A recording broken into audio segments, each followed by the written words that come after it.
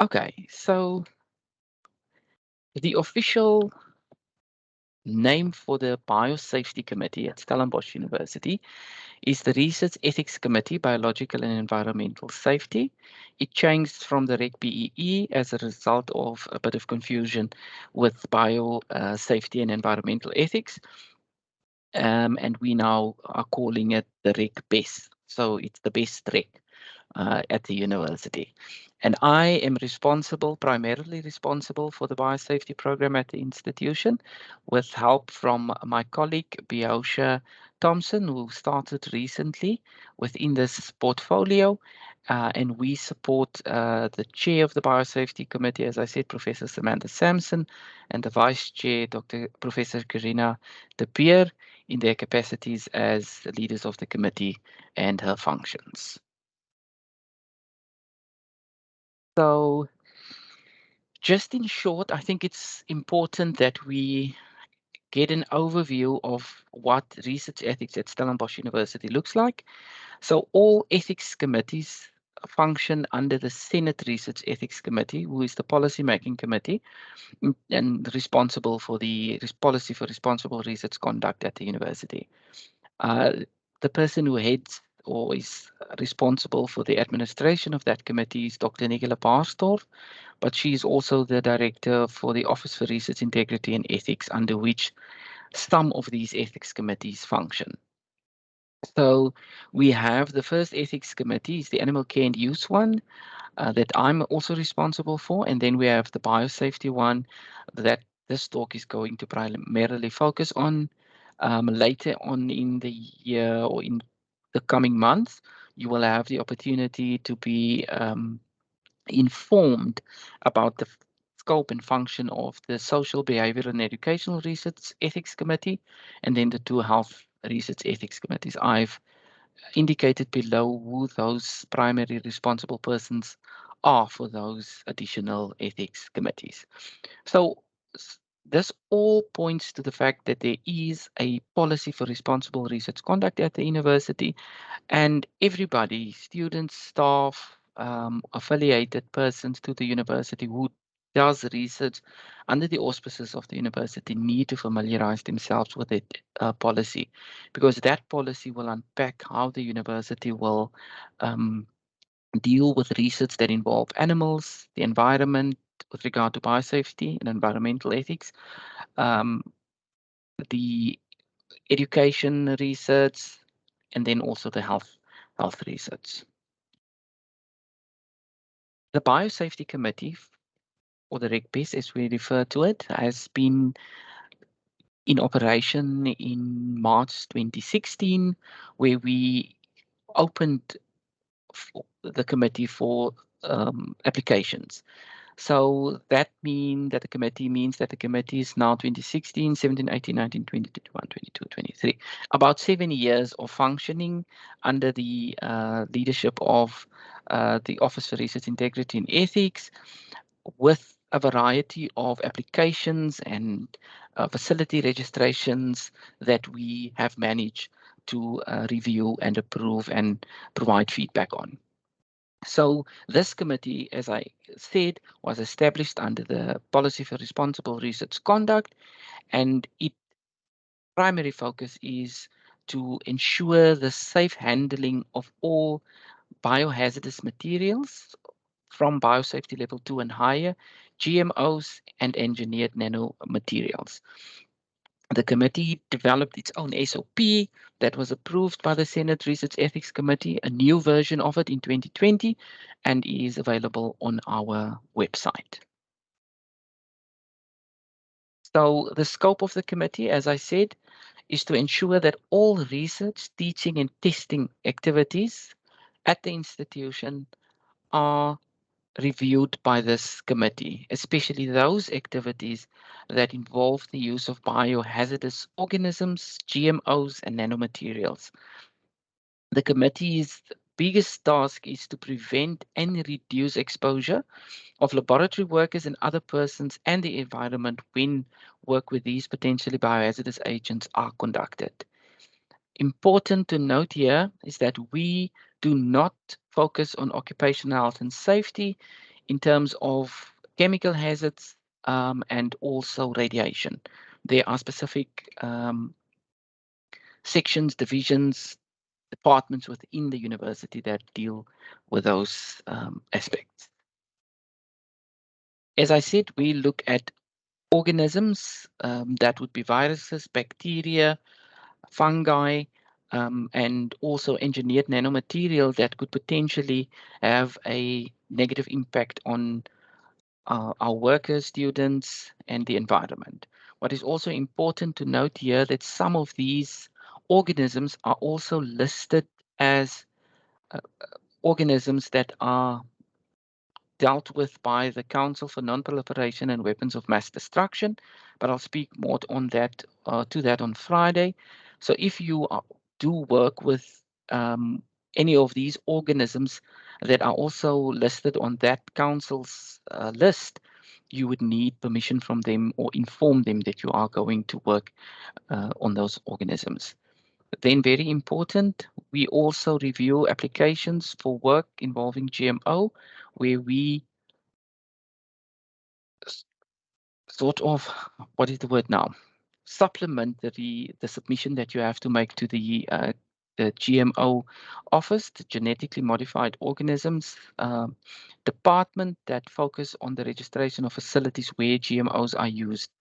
So our mandate as the ethics committee or the biosafety committee is to also review those type of work, but we will add a stipulation that you would need to get approval from in cases where you do need that approval from the relevant government department.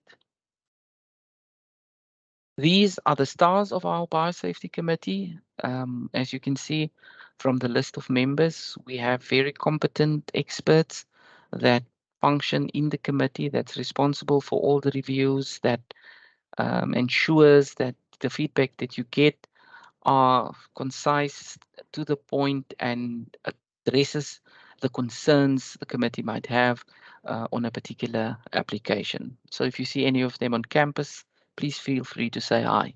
You can even ask them about any biosafety related issue on campus. They would be able to divert you to me. Okay, so we have a two-phase approach to biosafety applications at the university. Firstly, you need to register your facility if there's any work on biosafety level 2 containment conditions and up to level 3. Once those facilities are registered, we would then encourage you to submit project-specific applications.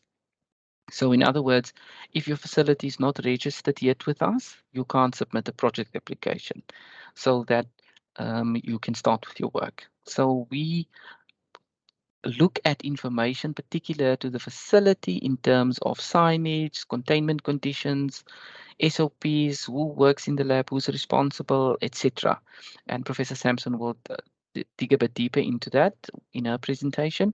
The project-specific application will focus on the specific organism that you intend to use and how you aim to manipulate or to do work with it. And then we look at risk assessments and specific SOPs related to your project, etc. And again, Professor Sampson will unpack that in a greater detail. So with any ethics system or application system, there need to be some administrative support, and our administrative support is in the form of the Office for Research Integrity and Ethics, with myself and my colleague Biohazard Thompson, that are primarily responsible for all the administration associated with the functioning of the Biosafety Committee. So in essence, we assist all our applicants, clients, if you may, with inquiries related to their submissions. We help you with the online system. So our online system is the same for all the ethics committees across the university. So if you used our application system, you will also be able to use any of the other ethics committees application system. Our system that we use is Infonetica. We have purchased a license to use them, And the website or the URL to create an application and submit it is applyethics.sun.ac.za. It is accessible anytime, anywhere in the world. You can start an application, you can finish it off later on, you can submit it. Once you're finished with it, you can ask us for advice and then continue with the application. So this is a system that you can use to your benefit in terms of whatever schedule you have to follow, that you make time and work a bit on it and carry on later on and then submit it. What is important is that you really think through the whole application process in terms of the information you provide to the committee.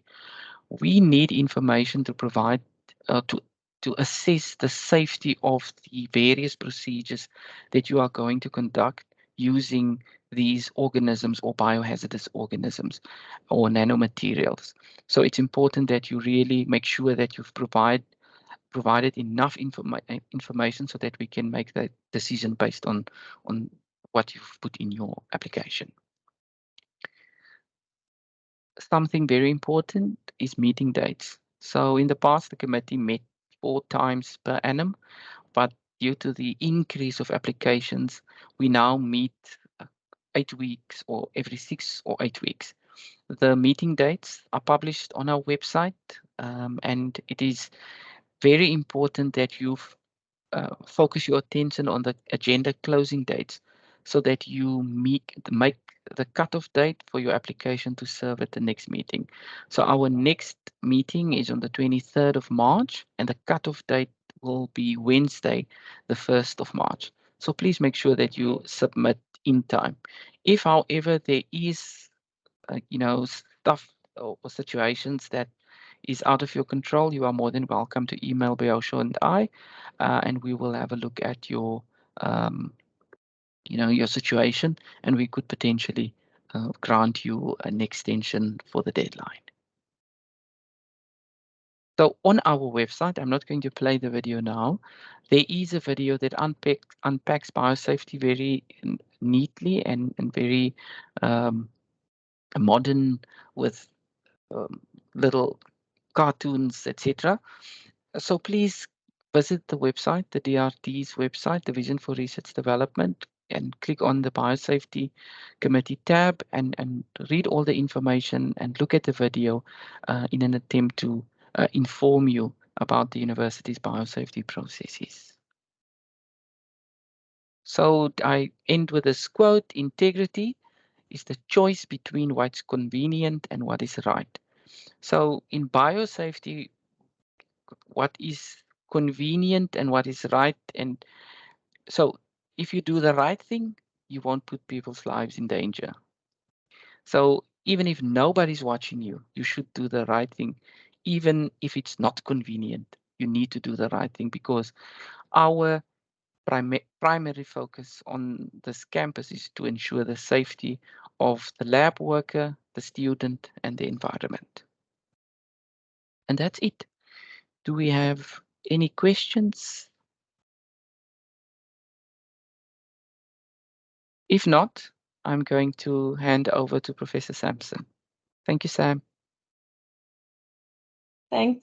Sorry, I hope I keep my voice for the slides. Thanks, Winston, and thanks everyone for attending today. I'm going to just say, if there are questions that pop up in the chat or hands, I'm not going to be able to see them while I'm presenting. So please just, Biohazard or Winston, go on and shout at me so that I pause. Everyone is welcome to stop me at any time. I'm just going to get my slides sharing. Share.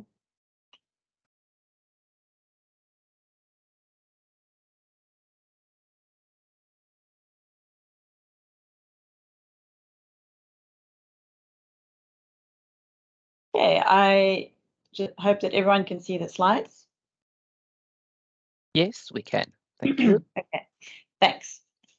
So first of all, thanks to the Division for Research Development for organizing this important series, and thanks to Winston for the introduction and for all his and Biohazard's support of our committee. We have a really great committee of people who work very hard, but we wouldn't be able to do it without Winston and Biohazard. So obviously I am representing RecBase today. And of course, I'll be talking a bit about the role of the Biosafety Committee and elements that we consider when we review applications. I'll very broadly talk about how to go applying and some of the common errors that we encounter when we review applications. So I think some of you on the call may not actually require RecBase registration for your work, but I do think it's quite important to have some awareness of how we think about biosafety and why it matters. So some of the things that we require for RecBase applications are simply what we would call good laboratory practice, or GLP. So GLP supports rigor and reproducibility in the science that we do, and facilitates effective use of sometimes very scarce research money, which of course we should all be striving for. Just to get my slides to move on. Ooh.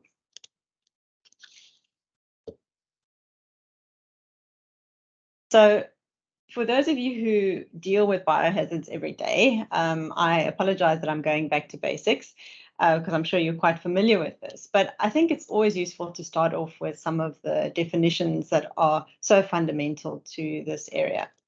So the crux of our committee is, of course, biohazards and biosafety. Biohazards then are risks to the health of humans or the environments which arise from biological work, especially with, as Winston has mentioned, microbes, that is bacteria, viruses, and fungi. So biosafety refers to those practices and equipment which we apply to prevent exposure to potentially infectious agents or biohazards. And it also refers to the containment conditions under which these agents can be safely manipulated. The purpose of all of this is to protect people, animals, and the environment. So, as Winston alluded to in the quote at the end of his talk, a question that often comes up for us is, why does biosafety fall under the Research Ethics Committee remit? So here, this definition that Winston, something similar to what Winston mentioned, is the definition of doing the right thing even when no one is looking. Or if we put it differently, it's doing the right thing even when there are consequences for you. So in the lab, a consequence of adopting safer working practices might be that it takes sometimes twice as long to do something and costs more, but it is the right thing to do.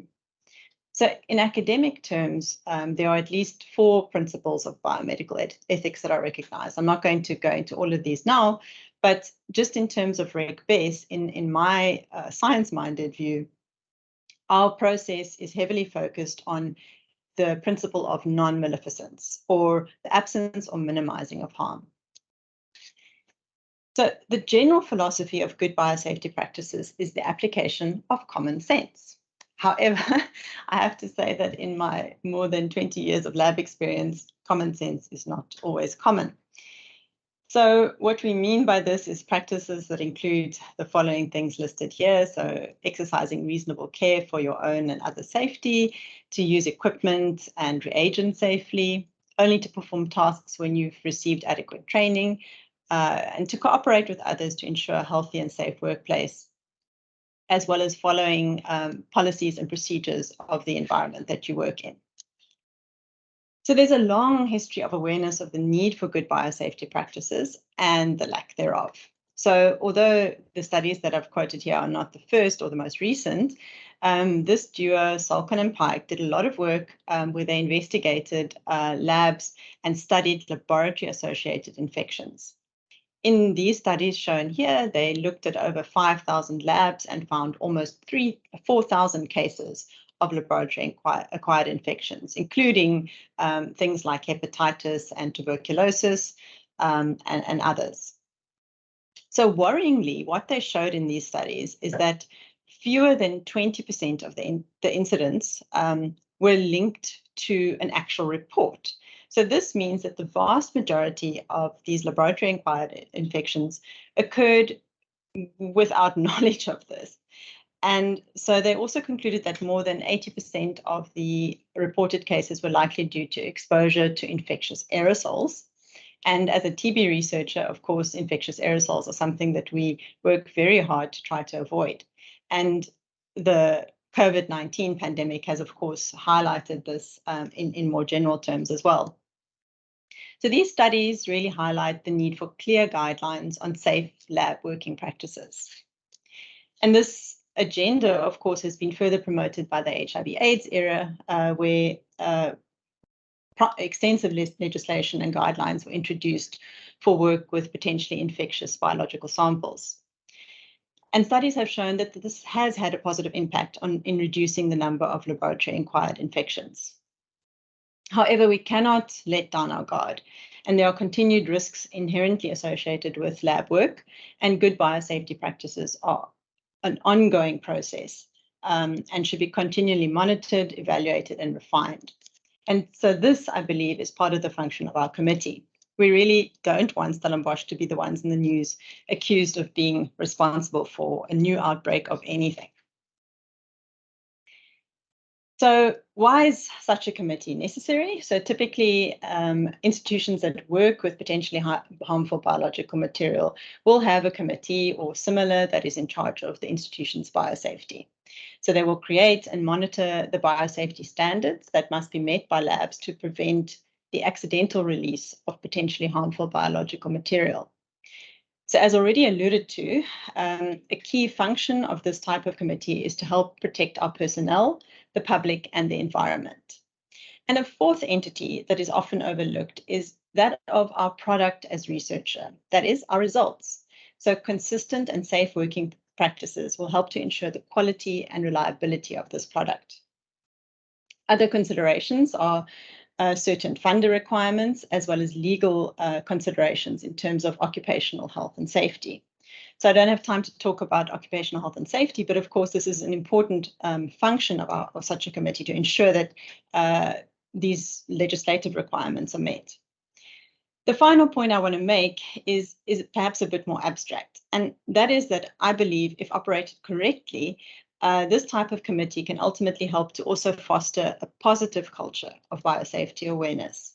And I say this because my experience, and not just at Stellenbosch, has been that there tends to be the perception that it is a bit uncool to be concerned about biosafety. And there can be a surprising amount of peer pressure and negative attitudes, often from quite senior staff on this topic, which can be a little bit of a challenge for our committee at times. So this is important to acknowledge, because no matter how good your physical containment measures and written rules are, these are subject to the human factor. And studies have shown that behavior and attitudes of workers can have a significant impact on the likelihood of them being involved in lab accidents. And the characteristics of those likely to have fewer or more accidents are summarized here. And if we look at this last characteristic, I should be quite safe in the lab. So perhaps it's a little bit idealistic, but I think that approaching this committee in the right way offers an opportunity to turn attitudes around and to educate and encourage peer pressure to be applied in a positive way. And I really like this committee to be experienced as a useful instrument to try to encourage safe working practices and support good science rather than just an annoying box ticking exercise. So turning back to the specifics of Rec BES, as Winston has mentioned, we are mandated by the Senate Rec to review and approve research that is potentially hazardous to humans, animals, or the environment. And this includes microorganisms of risk group 2 and above, and I'll come back to that in a moment, genetically modified organisms and nanomaterials. And very broadly, our function is, as listed here, to provide guidance on risk assessments, safe working practices and compliance, to review applications for adequacy of containment and safety measures, and to assess the adequacy of containment facilities. So collectively, our members have a wide depth and breadth of expertise and includes members from the faculty, from various faculties, along with experts in topics such as GMOs, occupational health and safety, and so on. And where necessary, we can get ad hoc input from experts.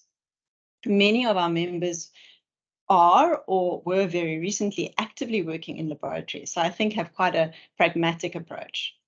And so it may not always seem like it to our less experienced applicants, but we really do try to educate and facilitate rather than to obstruct.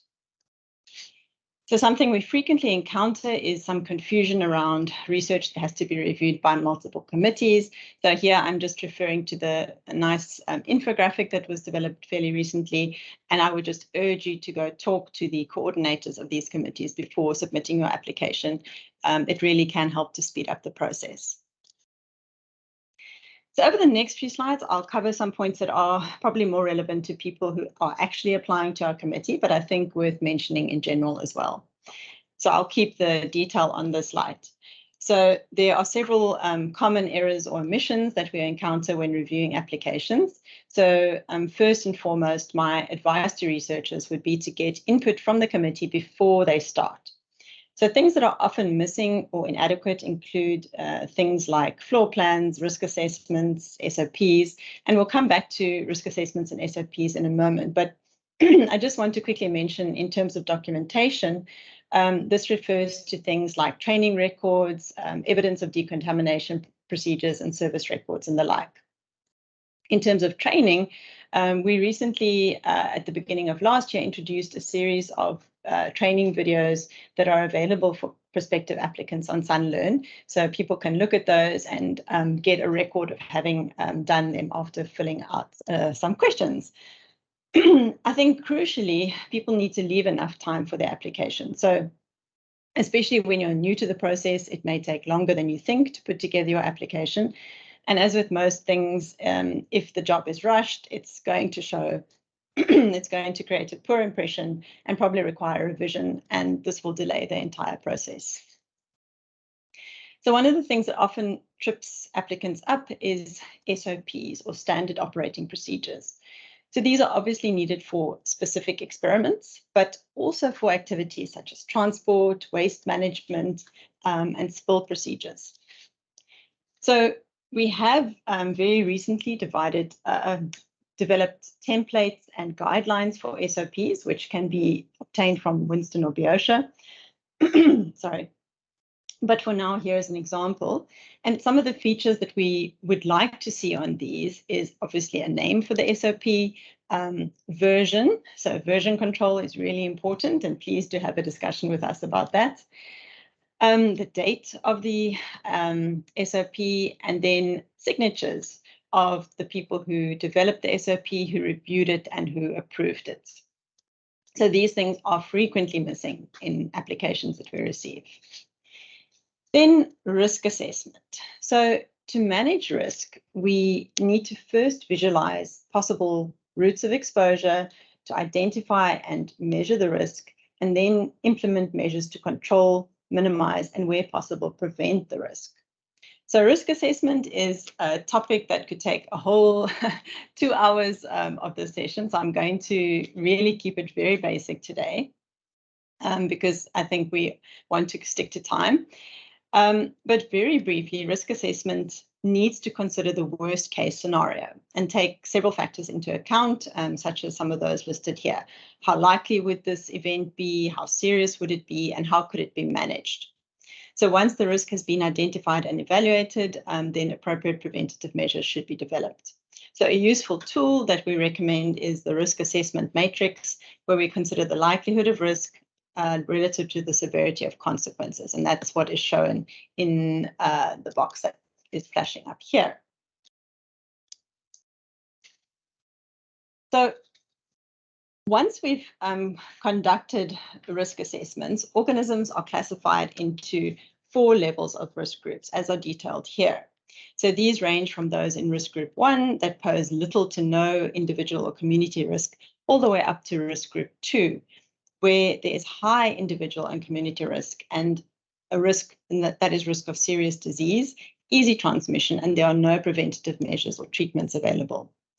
So this last organism, the organism risk group in turn determines the biosafety level required. And again, this ranges from level 1 to level 4. So these terms are often confused, risk group and biosafety level, but they are actually not interchangeable. I'm not going to go into all the detail of this table, but really what it shows is an overview of the agents, special practices, and primary and secondary barriers that are associated with each of the 4 biosafety levels. So most of what we review for Reg BES falls under biosafety level 2 or biosafety level 3. So I've shown an image here of an example of primary barriers that might be used in a biosafety level 3 setting. So this is very Hollywood, but actually in our biosafety level 3, this is exactly what we wear. So you can see this researcher is sitting at a cabinet, and I'll come back to that, but he's wearing at his back, you can see a power pack, which is essentially pure powering airflow into the headgear that he's wearing. So that is purified air so that any contaminants will be filtered out. And he's working at something called a biosafety cabinet, which provides an additional measure of protection. So not visible in this picture that would be commonly used in a biosafety level 3 lab are secondary barriers and engineering controls, such as negative pressure relative to the outside. In most biosafety level 2 labs, we would wear gear as pictured here, so including protective eyewear, a lab coat, covered legs and feet, and appropriate hand protection, usually gloves. And then if you have long hair, it should be tied back. And I have a friend here to reinforce that message. So then I think another important consideration in developing standard operating procedures is to have clear guidelines and procedures for what happens when we have incidents and near misses. So with this, I think it's critical to convey the message that it is not about policing in the negative sense. So I remind you of the study findings that I referred to earlier in this talk. So some accidents might be hard to hide, but it's actually the near misses and what some might consider as minor accidents that should be viewed as opportunities for improvement, because often these incidents and near misses can reveal inadequacies in procedures or training, and identification of these can help to refine our practices. So I would therefore really urge researchers to consider having clear reporting procedures outlined as part of their protocol development. So how to apply? So Winston has already touched on this. First and foremost, contact the friendly and helpful committee coordinators. I also just want to, before I close, refer to some resources that we commonly look at, one being the CDC manual for biosafety and the WHO counterpart of that. And then, of course, there is our training materials that are available on SunLearn. So in closing, I just want to thank everyone for listening, but also once again to Winston, Biosha, Karina, my co-chair, and the rest of our committee members for the hard work that they do. So that is all from me. I'm going to stop sharing and available to take any questions. Thank you, Sam.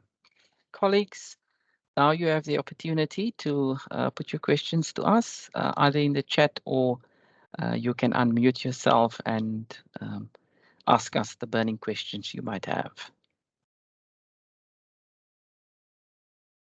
I know this is a heavy topic for a Monday, but we try our best in the Reg BES. Sorry, yes, I get way too excited about biosafety, I know. If, however, we do not have any questions, there we have one. Please go ahead. Hi, I'm Veronique Human from Physiological Sciences. I saw that the information is available on SunLearn. Is it possible for me to get access to that? Because we will probably be in the process this year to try and get one of our labs registered for BSL to work. So thank you for this session. I really found it very helpful. Thank you. Thank you very much. So yes, we have the training material available on the SunLearn platform for the university. It's, I think, 6 modules that we offer, and there is a pass rate that is required for you to move on. But we do think that you will be able to pass all of it. And once you've completed it, you can take a screenshot of the final page that says that you've passed it, and that can be submitted as proof of completing the training. Alternatively, you are always welcome to contact our office for advice or assistance with any of the offerings that we have, either the Infonetica system or with Sunlearn. Do you want Thank you to so add much. anything, Sam? Yeah, maybe just to emphasize, so that the training modules that we developed are, of course, quite generic, because the research that we do at Stellenbosch is so diverse, we couldn't possibly cover all eventualities. So it's really a starting point, and we really strongly encourage different environments to develop their own training that is applicable to their environment as well. So this is at least something that gets you started in terms of the biosafety training. But also just to say that in going through the facility registration and subsequent to that, the project registration, it can be really helpful to set up a chat. Sorry, Winston, I'm volunteering you and Biosha and relevant committee members. That's fine. To talk about it before you apply, because it helps us to have an understanding of the environment to be able to advise accordingly. Yes, agreed. So we also have consultations that in our day-to-day running, we make provision for time to consider or to help persons who want to speak or to talk to us about their proposed work. So you're more than welcome to do that. Karina? I'm just thinking that maybe it might be helpful for everyone just to outline what the process is to get access to that module on Sunlearn.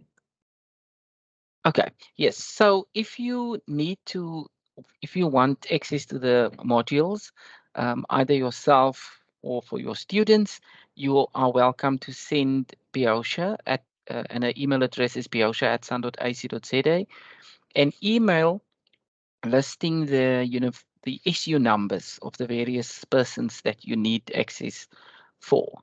So, and then we will load them on Sunlearn, and you should then be able to access all the modules. There, Biosha put her email address in the chat. So thank you, colleagues. If there's nothing else, I want to thank everyone for making time to listen to us. And as always, we are here to serve you. So please, even if you walk past the Kretua building in Stellenbosch campus, pop in, say hi, or send us an email if you need further advice. And if you need a specific training session within your department or within your laboratory, you are more than welcome to email Biosha and I, and we will make sure that we pop in and talk to you about biosafety. Thank you.